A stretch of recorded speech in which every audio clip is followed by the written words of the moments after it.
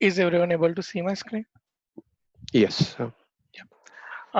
Welcome all to the sixth webinar of Incosi India chapter, and we thank you for joining early. Uh, so, this is the sixth webinar in a series. What we are starting today. Uh, Before we start, I'll just give you the brief introduction about the Incose.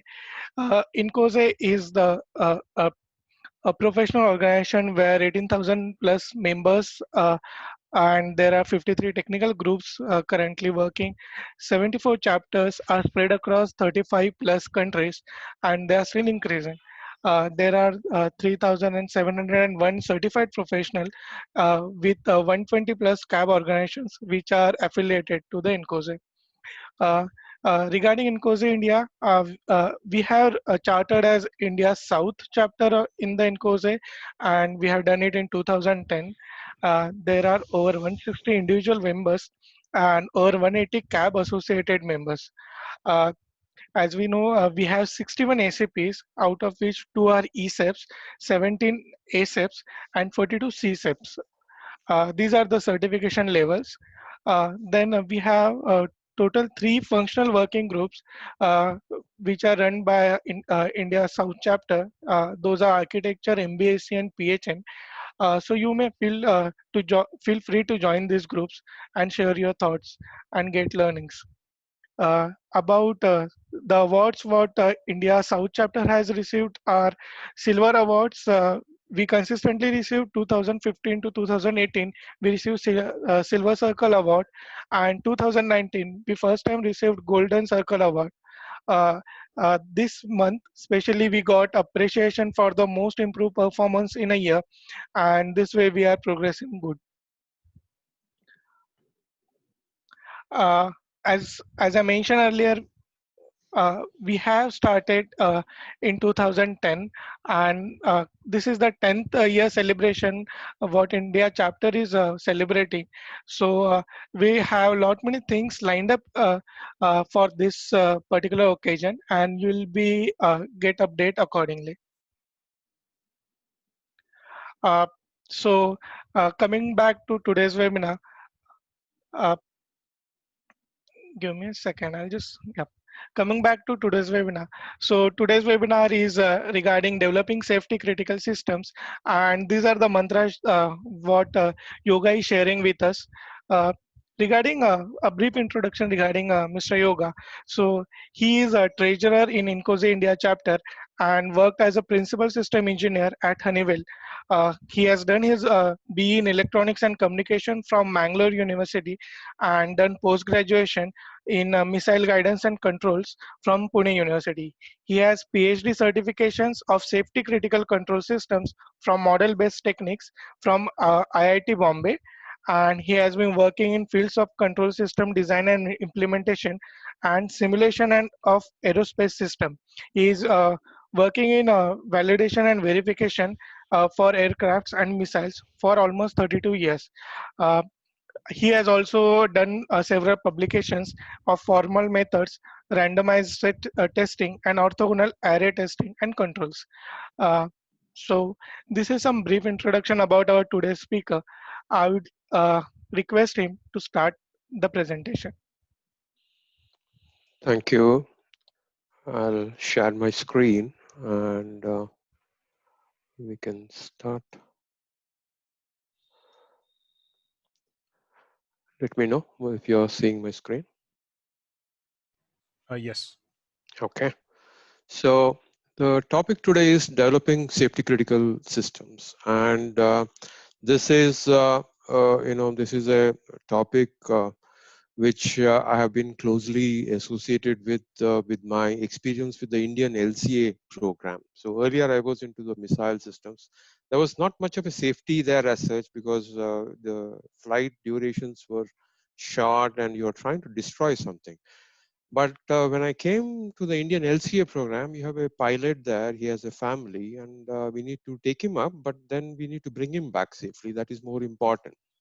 So my whole mindset changed, and over the years I have found so many problems and issues the way we build systems.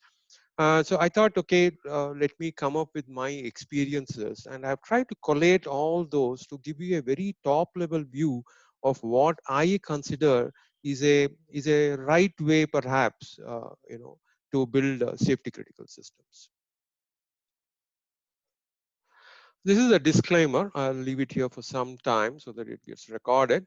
These are my views and not my company nor Incose. These are my experiences with this field, and I'll be talking about standards and systems and all that. They are my experiences. But then when you go back to your own organizations, you will have your standards. You know your system best.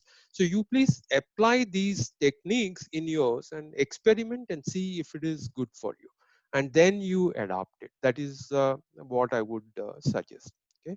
Um, eh, uh, just to cover this, so everything else has been covered. I am actually a member of the National Aerospace Laboratories Committees also. I go interact with engineers there, and that is kind of very fruitful. So we discuss a lot of formal methods and flight controls, such subjects. I am also an adjunct faculty at the Manipal University as well as the National Institute at Surathkal, NIDK. I love teaching, mentoring, and as part of my work, I'm pretty practical and process oriented. So I am these working with the safety critical has made me like that. So I have become kind of process oriented, but I do love to innovate and try out new things. So this is what you're going to see today. Okay. So what I'm going to talk about is my story, okay, about this journey from safety to certification. Now, if you look at the analogy here, safety is your house and certification is your school. And we have been doing this quite often. We have been going this road to and fro, day in and day out. Come back to the safety of your house, go venture out to try and get your certification. But if you remember your young days, playing doing foolish things and, playing the truant on the way, and you have learned quite a lot, right? Plucking, fruits and looking at the frog on the side of the road, all sorts of things you have done.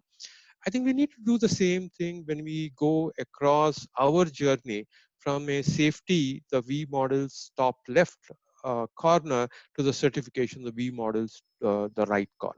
So this is the path which is well trodden by the people who are practicing developing systems. And I will take you along with this, but I'm going to talk about the flowers, the frogs, and the matchboxes I found on the road also. And hopefully it's going to be fun. I'm going to give you a lot of tips like this, so I hope you find it useful. And the tips would be, showcased like this. So let us get on to the nitty gritties. Let it get it out of the way first. So definitions and what is safety? So safety is a state. So all these red highlighted portions are what are very important. So safety is a state of being safe. Okay, the condition of being protected from harm. Just remember your house or other undesirable outcomes. Okay. Safety can also refer to control of recognized hazards. It's very important to understand that terminology. We will revisit this. Control of recognized hazard. In order to achieve an acceptable level of risk, we are not saying that I'm going to make it 100% risk free. Okay. Never can we achieve it perhaps. Okay.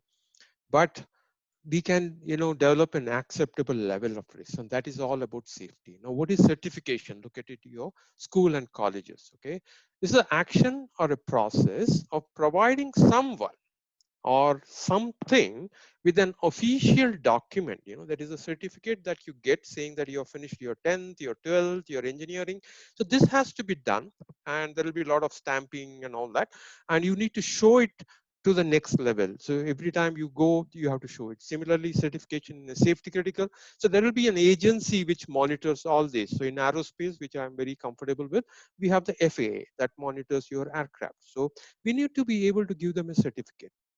And in an Indian context, safety is a perception. And what you see on the right is what is happening today. I look out of my window, I see the person at the bottom here. Everybody is growing a second a colorful beard, and it's actually the mask that they put, because there is a rule that inside our apartment that everybody should wear a mask. And the same rule applies outside in Bangalore, that we need to have a mask. And I don't think they have specified where the mask should be, I guess. So that is why you have this mask hanging around at the chin.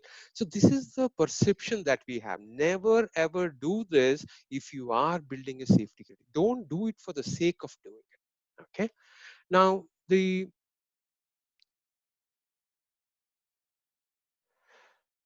uh, I'm sorry.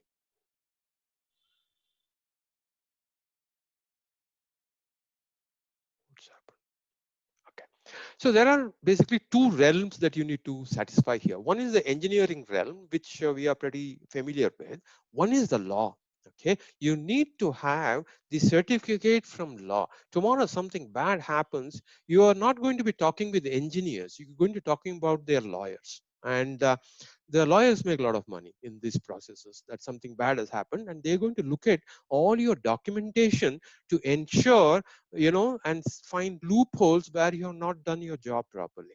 So these are the two realms, two opposite things that you need to satisfy. And there are no shortcuts here. Okay, so we need to design in engineering in the safety and provide the evidence and certify it. And there are absolutely no shortcuts here. We need to actually follow the whole process. So I have come up with some 5 mantras which I think could be useful. So the first mantra is think certification. Okay. Normally don't do this. Okay. We need to think certificate. We need to look at the world the other way around. You need to perform this asana, this Shirasasana, which they say is very good for your brains. The blood rushes to your brain and you have a beautiful, insight and thought processes developed by doing this asana. We need to do this. Okay. Being quite controversial here, engineers will say, what is this fellow talking about, that I have to build, I have so many processes, and he's talking about certification, which comes at the end of my V model. Why am I thinking about certification now? But I say that it is the first thing that you need to do. And I'm going to talk about my experiences where I have been very successful because I have been thinking about certification. So start with what you will require to certify your system. As the product is being developed, start thinking certification. Okay, if it is a software development project, think what are the applicable standards that need to be provided as evidence. Okay, you look at yourself. You go to a college, you are thinking certification, right? Why are you thinking certification? You're thinking certification because you want to get a job or something. We always think certification, but unfortunately, when we build systems, we somehow don't do it. Okay, so you have to think what are the documentations that are required. Okay, you need to talk to the people who will finally certify it. Talk to them now itself. As you have something in hand, start talking to them and make them very comfortable with your processes, with your approaches, and they're going to suggest a lot of things, and you try and follow as much as possible. If not possible, you argue with them and put your thought process to them. They may take about 6 months time to come back to you, but at least they are ready with your thought processes. And if you do this, I think you definitely will succeed. Okay, so what are the standards? Now I'm very comfortable with the DO 178 standards of the aerospace. I have dabbled a little bit on the 26262 for the automotive domain, but then other things I have not dabbled. I have just gone through them, read those documentations, and one thing I realized that they all talk about the same thing. Okay, it doesn't matter whether you're reading a Quran, Bible, or Bhagavad Gita, and all that. They all talk about the same thing. So it is okay if you know one specific standard, but then of course you need to be knowing your standard. And if you follow that, that is more than sufficient for you to certify the your system. So for us, it is 178B coming from the aerospace domain. Okay, I have an issue in. Okay. So my experience about 2000, year 2000, where we did the LCA program. Okay, so in the LCA program, we wanted to start something new. We said, okay, how do I test it? Okay, our Ironbird systems were not ready, and it's a very costly affair to test it. It millions of dollars. You have an actual actuation system and all that. So we said, okay, we have these additional cards that are available. Can we use that? They have the same processor as the processor which is flying in the LCA. Can we use this card? And then we said, okay, I think it's doable.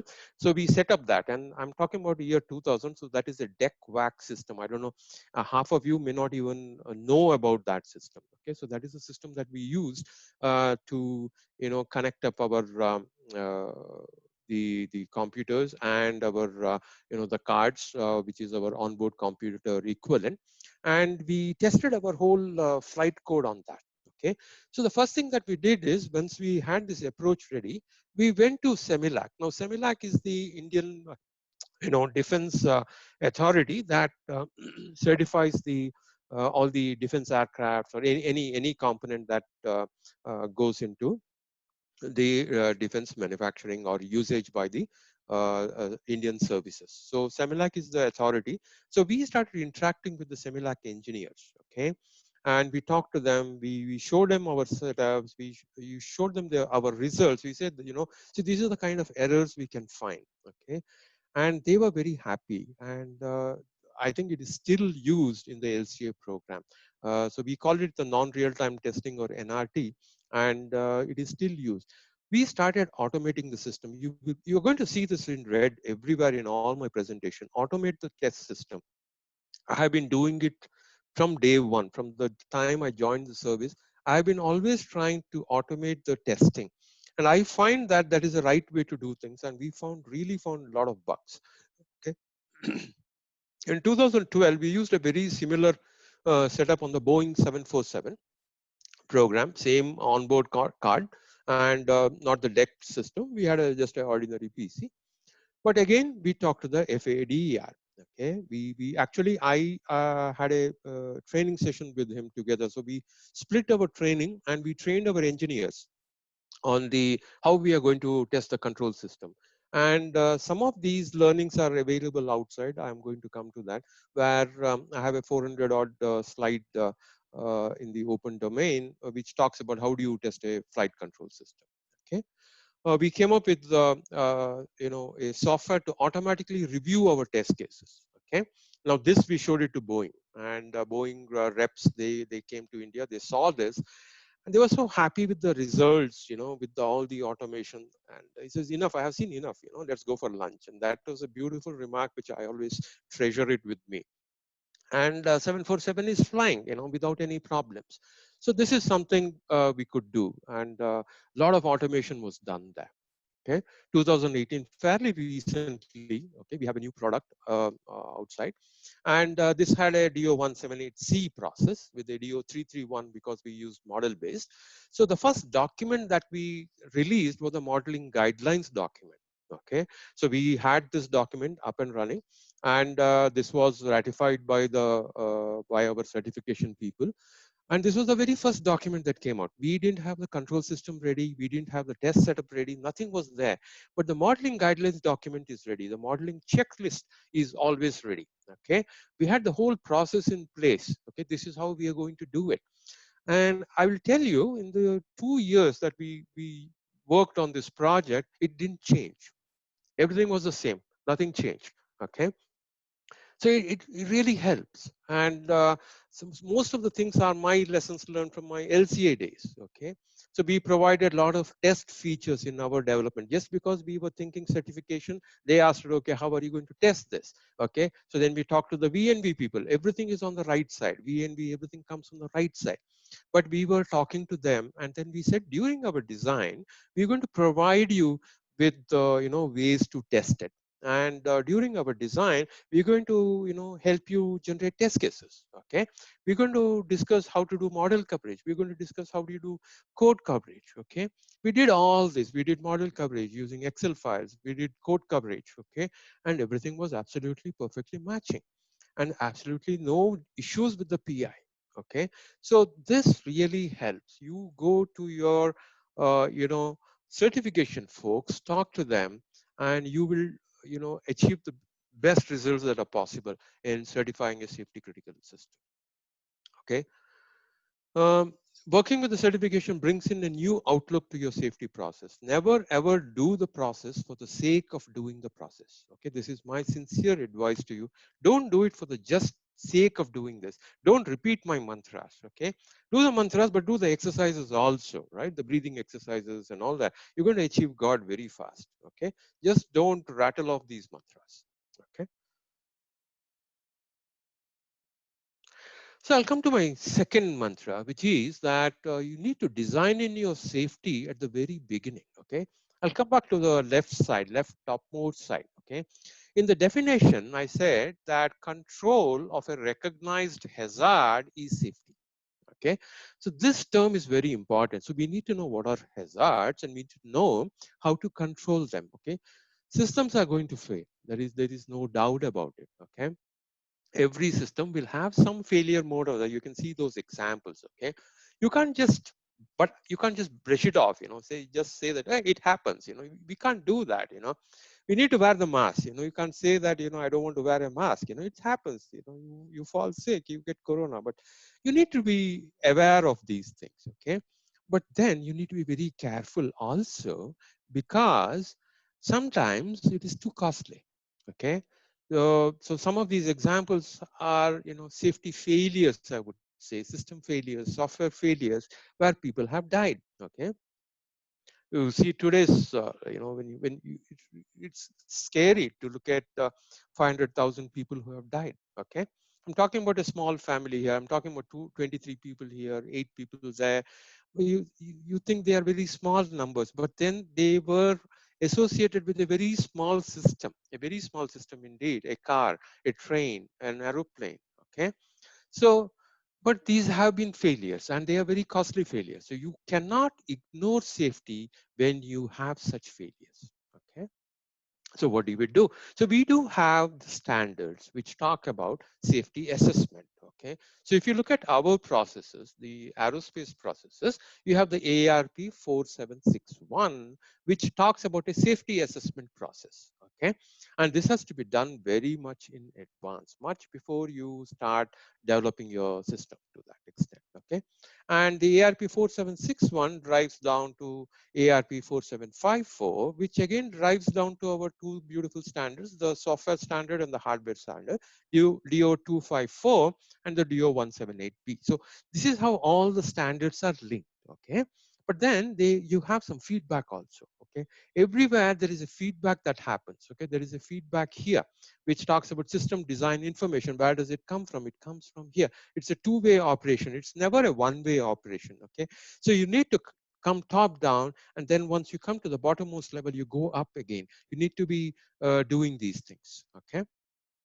And these are the standard things. I will not go very deep into it, of doing a functional hazard. This is directly taken from the 4761, which talks about a functional decomposition. You decompose your complete functionality of your system, break it down into parts, find out where things can fail, and then you go forward from there. Okay, and you can drill down to the smallest level. Okay, and what are you looking at this? You're looking at this level is the probability of failure of components, the system level components. In a hardware side, it will go down to the resistor level. Okay, at a system level or a subsystem level, it may be failure of a subsystem. Okay, a switch failing. Okay, or if you go slightly higher, an air data system failing for your this thing. In our Boeing, 737 Max, it is the air data system's angle of attack that is failing. Okay, some things like that can fail. So what happens? What is the probability of failure, and what happens at a very top level? You need to argue on that. Now this is a very standard things. We have been doing it for quite some time. Okay, now there is a new approach of doing the safety in a different manner slightly, which is coming from MIT, and that is known as the STPA, or System Theoretic Process Analysis. Okay, I have been really impressed with this. I have tried to use it wherever possible. I have told my kids to follow this wherever possible, and it's very easy. And you can apply it in any, in your day-to-day life also. And when I go to colleges, I teach them STP. I teach them this very much, and they just love it to analyze what can fail. Okay, So STP is a new way of looking at system safety using control system theory. And because it is control system theory, I gel with that because that is my background. Okay. STP is a very well used in the industry, and but there are a lot of research work also. I think you're going to have a conference. You can visit that site, and you're going to have a free conference, so you can join online, register for that, and you can actually listen to the STPA. Not from me, from the people who have actually developed this. Okay, so I would suggest you go to this website. I have given you these, QR codes. I think I have tested them. They work. Just before today, also I tested that they work. So you can go there and have a look at that. So what does the STPA do actually? So we actually developed a tool using MATLAB, and this is available in the open domain. We call it MOOS, so MATLAB tool for STPA evaluation. This is available in the open domain, and you can go there, download this tool. You use the STPA handbook from the STPA website, and you can actually build in the safety. Now, another tool that I teach along with the STPA tool is the OPCAT, which is used for doing a functional decomposition. Okay, using object process methods. So you can go to the wiki and look at the object process methodology. I find this very useful. Okay, these are some of the things that I've learned very recently, and I have gone and taught that. So I have a paper on this, which was published in the INCOSE conference, which was held in 2019. And I find that students can really understand this. Our engineers definitely in Honeywell do understand this very easily, but then even at a student level, you can understand this. These are very two simple tools, the SCPA tool and the OPCAT tool, that can actually help you, design safer system, I would say. Okay, and all the things we are making models here, so everything is model based here. Okay. So this is a railway gate problem, which I have, it's a very simple thing, I would say, very trivial. But, we Indians, we associate with this very well. So when I go and talk to the college,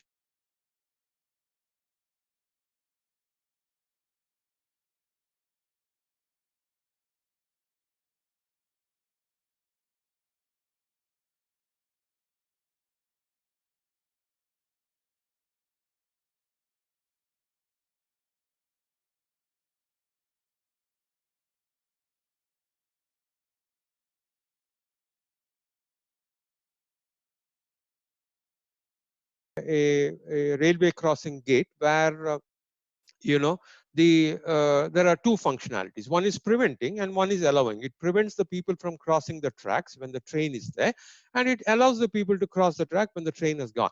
If you look at this, okay, I'm just talking about the what of the functions. I am not even talking about how. I am not talking about barriers. I'm not talking about anything. Okay, it could be an automated system or it could be a manual system. I'm not talking about it.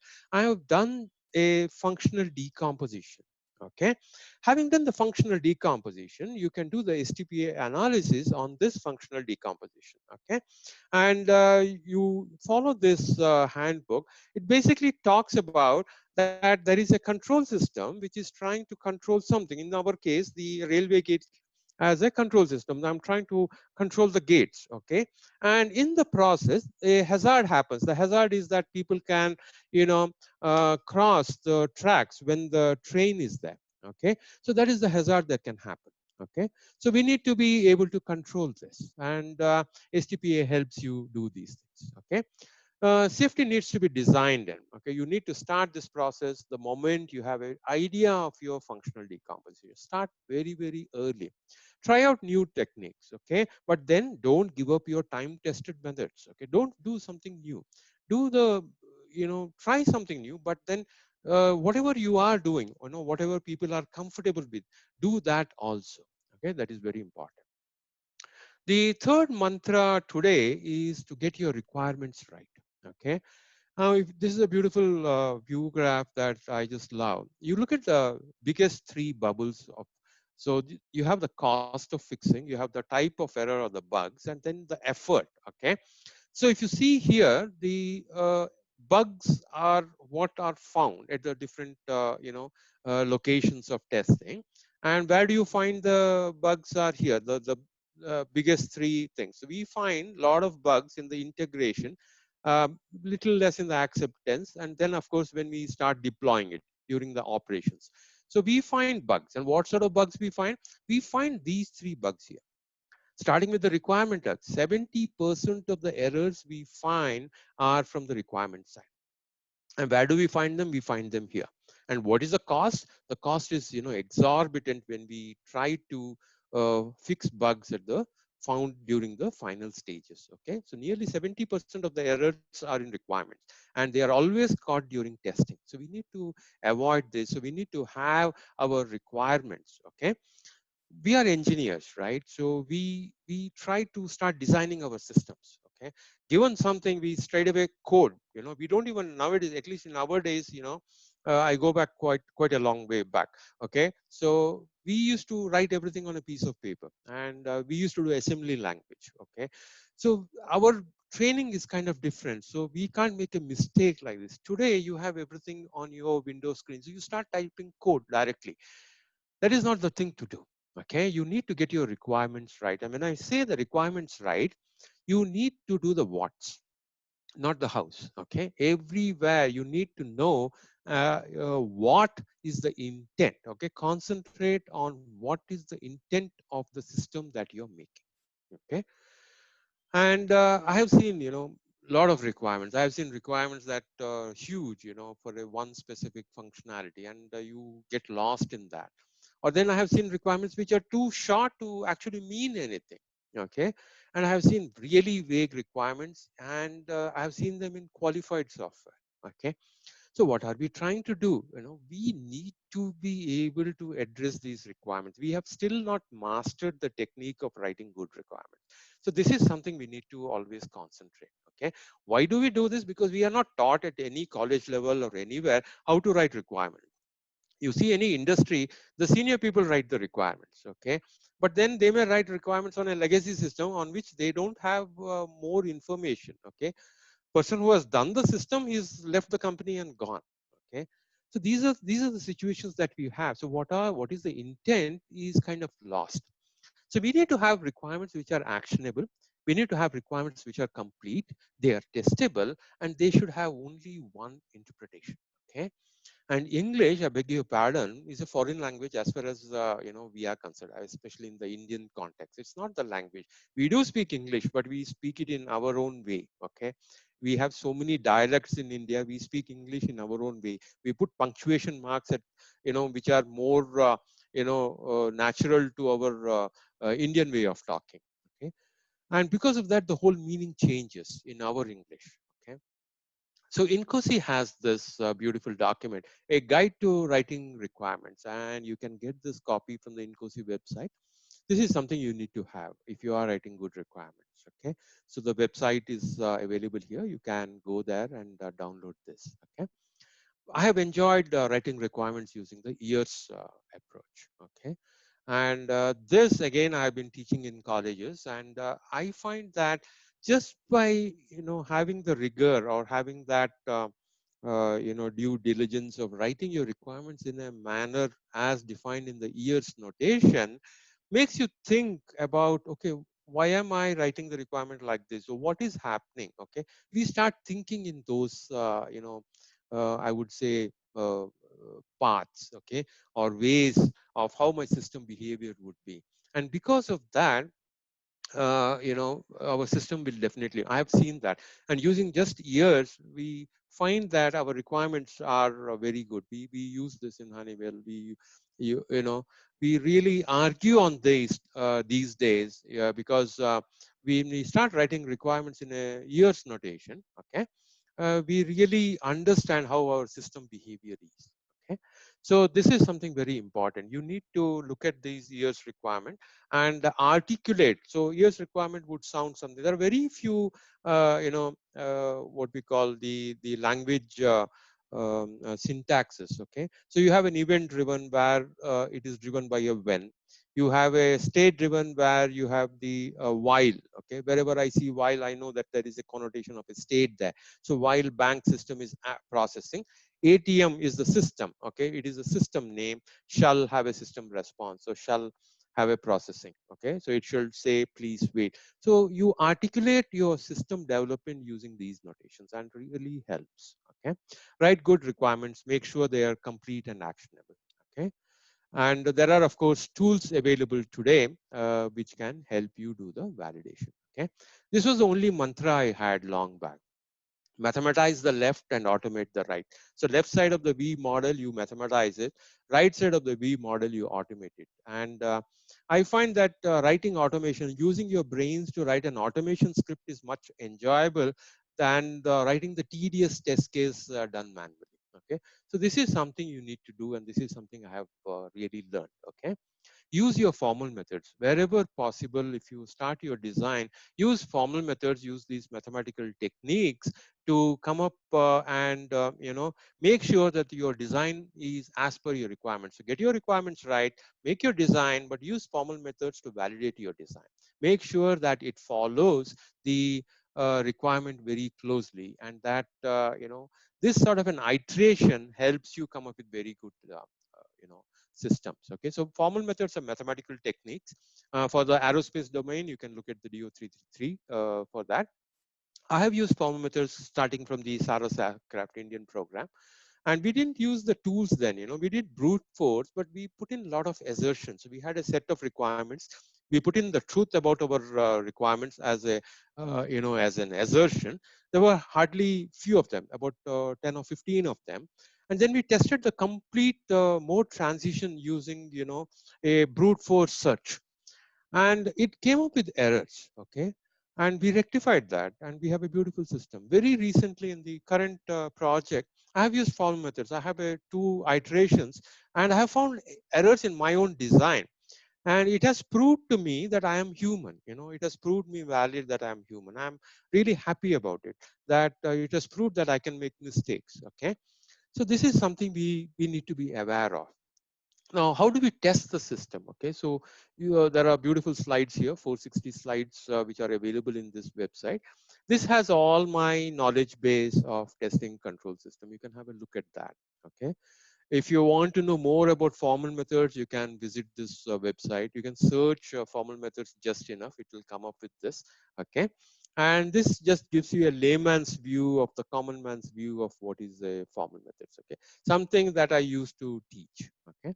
I don't know whether I have time here to cover this. I will skip this, but this is an example where I have used formal methods. So these were a set of requirements which was given to me earlier, and this is a aerospace system, but the problem statement I have converted into a railway problem of whether the train will be at train station A or station B, or in between these two, and a set of requirements were there, but it was formed wrong. Okay, and this tool has told me that all these are the errors. So if you see all the red lights here, red colored things, these are the updates I had to make, and these are the requirements I had to rewrite because I had made mistakes in my design. In this case, the errors were in the requirements. Okay, so I had to go back to the requirements level.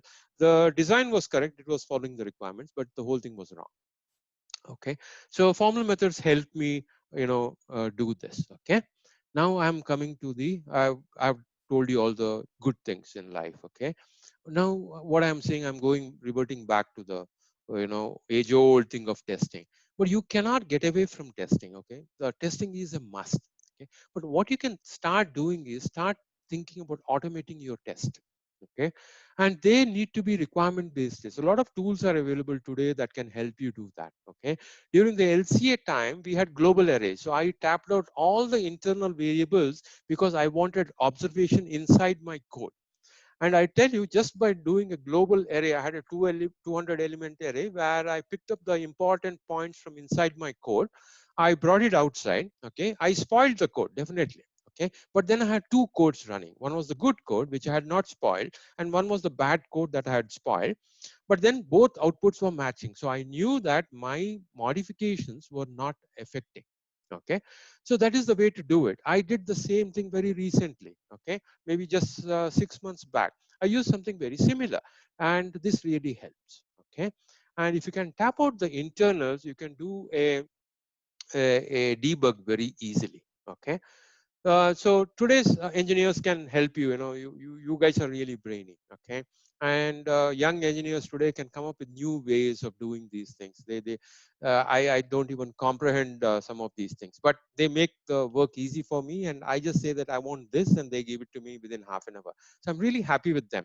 So there are different ways and easy ways of doing these things, but you need to get into the internals of it, which is very important, and that gives you the insight into your system. Okay, why you need to test my formal methods, my design, my all these requirements don't cover the compiler nuances, the hardware nuances, the FPGA nuances. None of these are, you know, done or captured anywhere. I need to really test, and test. But if I can automate all this, you know, I can do a very good job of ensuring safety. Okay. So one thing is have two builds. I have found this very easy. Have two builds, match them together. One is totally instrumented. You can have all your assertions in place inside that. You can have your tap out points inside that. And you have one which is the actual build that is going to fly. And if both are behaving same, you have done a very good job. Talk to the certification and tell them, I am doing this. Is it okay? Do your orthogonal array optimization. I find this very useful. Okay, search for Google. There is a ACT tool that is available from NIST US. Okay, try to use that. And I could not find this path, but it's there in Google. I didn't put there, but you can use that tool, and it is open source. It's available to you. I have done part of my PhD using these tools, and I find that really useful. Okay, do not test just to get a MCDC coverage. Never ever do that. Okay, and just because it is required by a standard, just don't do it. Okay, test for your actionable requirements as per the standard that you discussed with your PI folks, and make sure your design and code matches this. So this is what you need to do. Okay, MCDC would be part of it. Code coverages would be part of it. Model coverage would be part of it. Okay, but just don't do testing for the sake of only doing this. Never ever do this. Okay, use random tests wherever possible. Okay, I find that you will find a lot of errors, a lot of bugs. Okay, and most of the bugs are always under the sink, but you will find a lot of errors, a lot of initialization errors and all that when you do random testing. Okay, so always use random testing, and you'll be surprised in the kind of errors you're going to find. Okay, how much time do I have? Do I conclude directly, or So yeah, Ayuga, yes. Sorry, I Kamlesh, do go have? ahead. you How have much is five there? minutes. You have five 5 minutes. minutes. So Yeah. okay, so I'll just conclude. Okay, and I will summarize. Okay, I would have loved to do this, but okay, this is my view of how we build system. It's kind of sarcastic also, so I don't want to get into that today. Okay, let us skip this, but let me summarize. Okay, this is my V model. Okay, and in this V model, these are the 5 mantras. Okay, so you go to this side and think certification. Okay, once you're done that, come back here, okay, to the top. During the concept of operations, do the design in your safety. Okay, go to the requirement side, talk and argue on what is your system. Okay, try to bring in all those what's here at the requirement stage, right? Do the hows here in the design. Okay, while you're doing the how, you can do validate your requirements using formal methods. You can do it at both level today. Okay, not only here during your modeling or the design phase, you can again do it at the code phase also. You have formal tools that can be applied at the design stage. You do have formal tools which will help you do the same validation at the code stage. Do those things. Okay, validate your requirement, and then you do all this. Test here all over the place, but automate always. Okay, so this is the 5 mantras which are there on the V model. Okay, the path from safety to certification is very arduous. Okay, I have yet to see a project in my 17,000 hours of experience where we did not shuttle back and forth between these two. Okay, that road, it is a canal now. It's not a just a road. It's something like your what we call that. Your avalanches, which corrode the paths, right? So it is something like that. We have gone back and forth so many times. Okay, in my experience, the build number 23 has flown. Okay, always we start with build 1, but what flies is build 23. Okay, using all the methods I have done so far, all the truancy I have done on the road, running around, looking at the frogs, the lizards, the flowers, and the fruits on the path.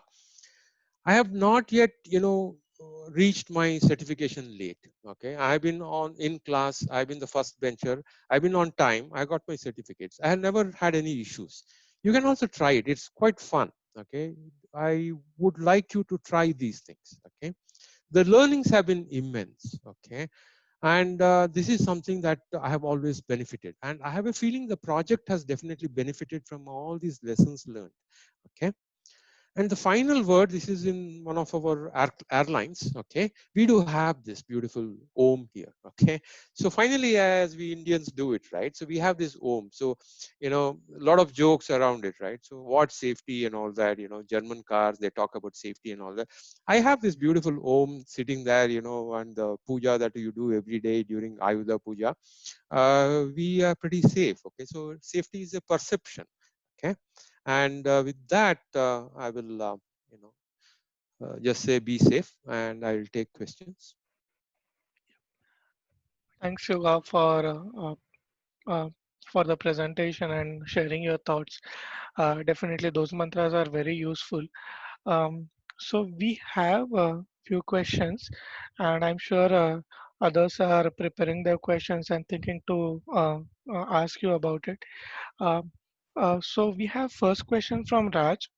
Uh, uh, Raj has asked if you can give some examples of systems that have gone through the certification process for the hardware for airborne application, and how do you define your threat levels, and you follow the standard or some other methodology? You want see, there are two aspects. I'm not sure you're talking about only hardware, right? So there are two aspects of the hardware as such. One is the electronic side of hardware, and then you have the DO 254. Okay, this talks about the FPGA, the software component in your programmable logics. Okay, so these are the two things that you need to take care. Okay, so the boxes that get certified, they go through the DO 160 process. Okay, so you have to go through all your fungus test, your lightning test. Okay, your pin level test to inject high voltages to make sure you don't burn the resistors and all that. So this is one level of test that is done, and all this is captured in your requirements document. Okay, at a system level document and at a system design document which talks about the hardware, you capture all these DO 160 requirements. Okay, and then of course you have the DO 54 requirements, which are very similar to the 178C requirements. You need to show all these coverages and all that. And whatever I told today, I have a background of software and controls and all that, but then you have the same thing. So people talk to me, hardware people come and talk to me, and they say that you are talking about formal methods. Can I use it in hardware? I tell them you are the first people to do this formal methods. Okay, formal methods came from your logic gates rather than the software people. We have a lot to learn from you. And then they tell me, I have used these tools. Is that formal method? I said, yeah, that is exactly what is formal methods about. Okay? So all the systems that we have certified, we have gone through these DO 160 and DO 254 on the hardware side. Hopefully, I have cleared the doubt, and you Yep. can reach out to me, send me a mail. Okay. Okay. uh, so definitely we'll share the details with Yeah, you all. you you can use the QR code here. It goes to my website, and you Good. can. Yeah, so we have a next question on mantra 4. The question is, how has mathematical modeling helped to be able to test requirements to atomic level. This is most of the time challenge to define test to atomic level when comparing with control versus hardware testing. Correct. So a very valid point. Okay. See, I can just tell you a small example which we recently did. Okay. So the requirement is that the antenna shall be scanning. Okay, good. So that is a beautiful requirement. Okay. Now, how do I mathematically define scanning? Okay. Scanning means that it has to go from the left extremity to the right extremity. Okay.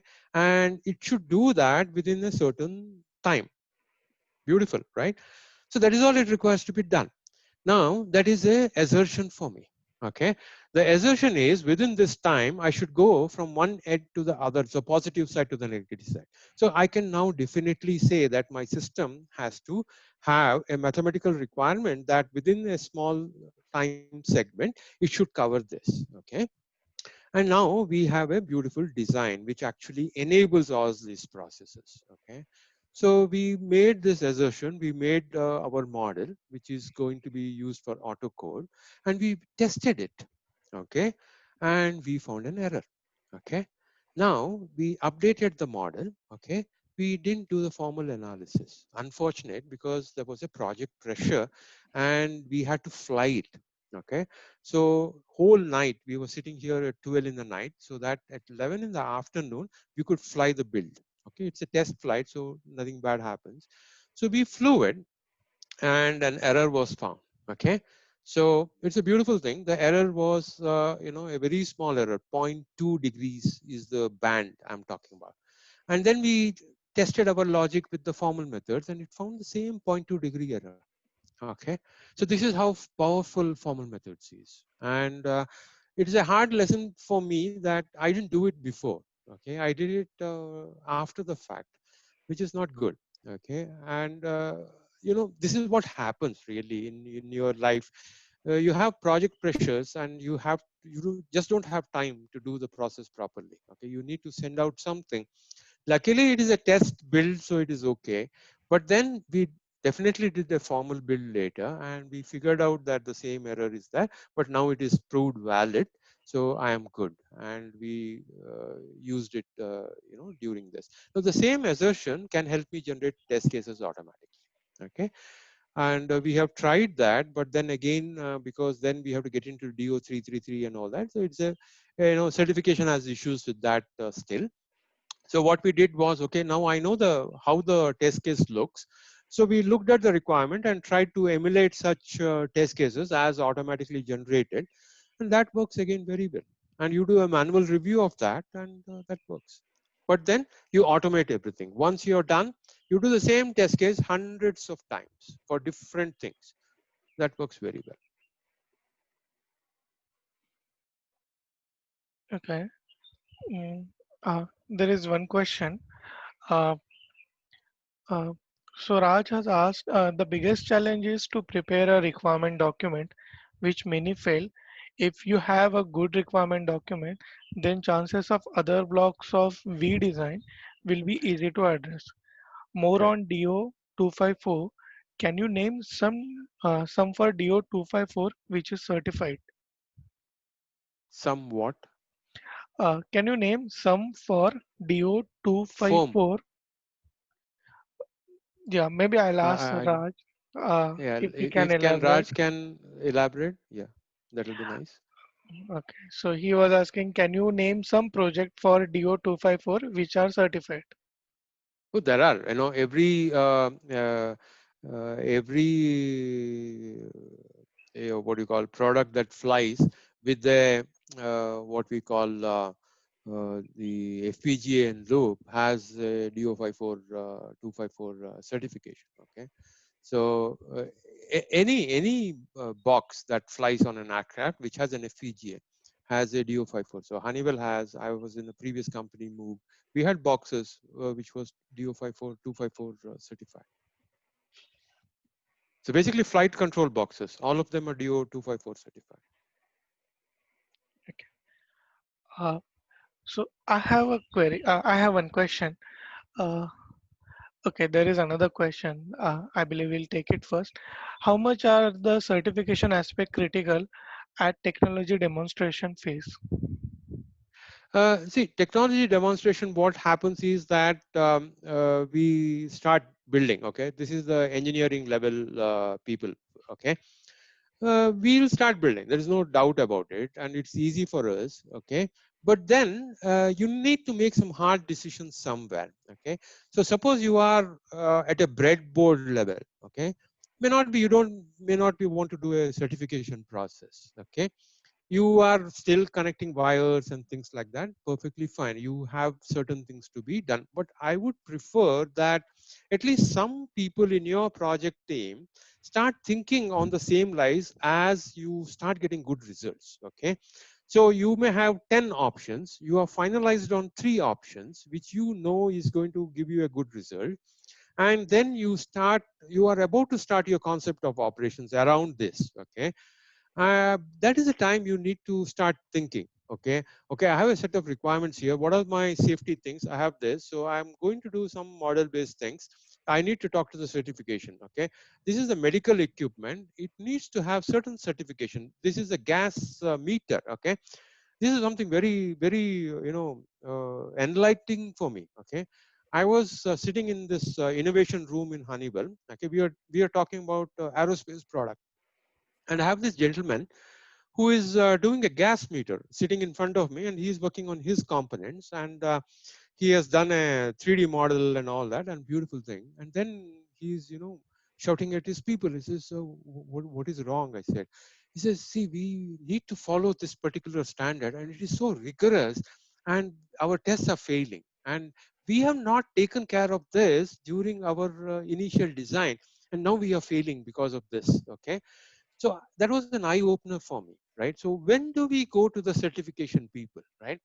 Ideally, he should have perhaps gone slightly earlier, or he should have been aware of these things. And now he had to actually do some redesigns, and that is why there was a lot of friction that was there. Okay, so these things do happen. Okay. Another thing I would advise here is that if you're writing code at your your initial phases, right? Sometimes that code becomes permanent without a requirement, and you say that, okay, no, it is done, and I don't want to change it because I don't know what will happen, and it doesn't have the requirements built in and all that, and you really struggle at the last stage. How do I certify this small but very complicated algorithm that is there? So be aware of this. Okay. Yeah. So maybe I'll put forward one question. Uh, so you have mentioned not to focus on MCDC coverage. However, most of the times uh, developers or the people, they go against the requirement and they try to get the coverage um, in their test cases, and most of the times they are asked to get MCDC coverage more than 95% and sometimes 100%. During that phase, if we came across any use case that has a serious impact on the system, in that case, how you suggest uh, the system engineer should react to it, or uh, how that this kind of situations can be avoided where the requirement itself can be validated, or like it can be checked well before, so that during development phase or during certification phase we don't come across such scenarios. Okay. See, MCDC is a testing nuance. Okay. And I would like to reiterate, I didn't say don't do MCDC. Okay. I said don't do MCDC for the sake of doing MCDC. Now, MCDC is a must for a level A sort of software. Okay. Even Mhm. in 26262, if you look at it, you do have a MCDC sort of criteria. Okay. So what does MCDC actually tell you? It actually tells you that you need to ensure that the input has an effect on the output, and it should be every single input.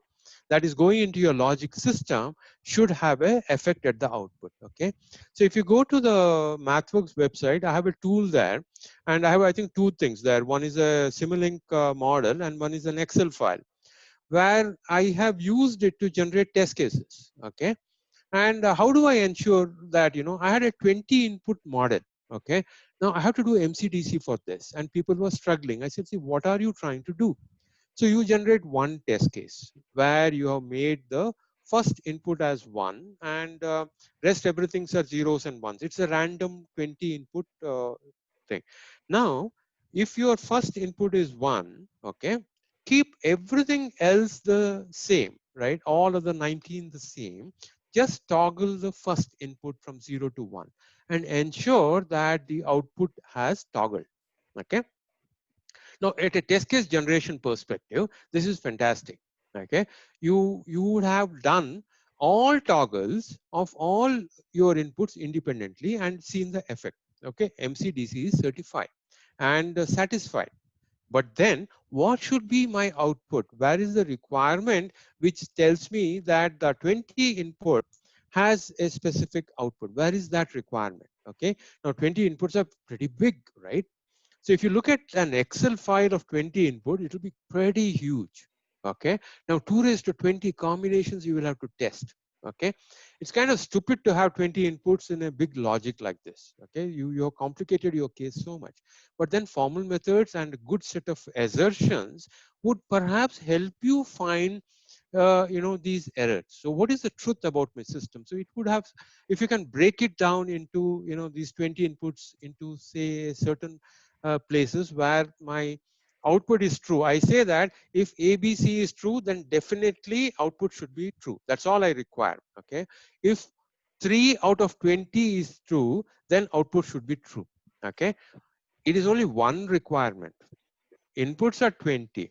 Requirement is 3 out of 20 should be true. Okay. And that is sufficient for me. Okay. But then that's all is a requirement. That is only one requirement. Okay. But then when we write test cases, have we tested it in that manner? That 3 out of 20. If I formally define it, how will I do?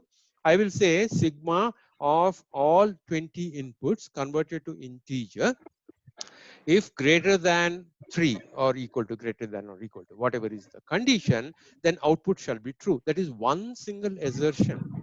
I give it to my circuit and check it. And if it is proved correctly mathematically, I have done my job.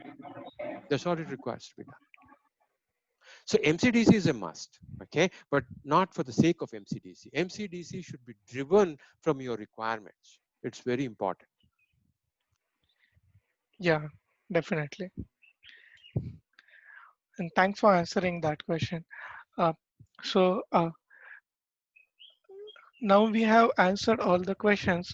In case if anyone is having any further queries, they can contact uh, Mr. Yoga, or they can drop a mail to Incoze if they want to know furthermore about the organization.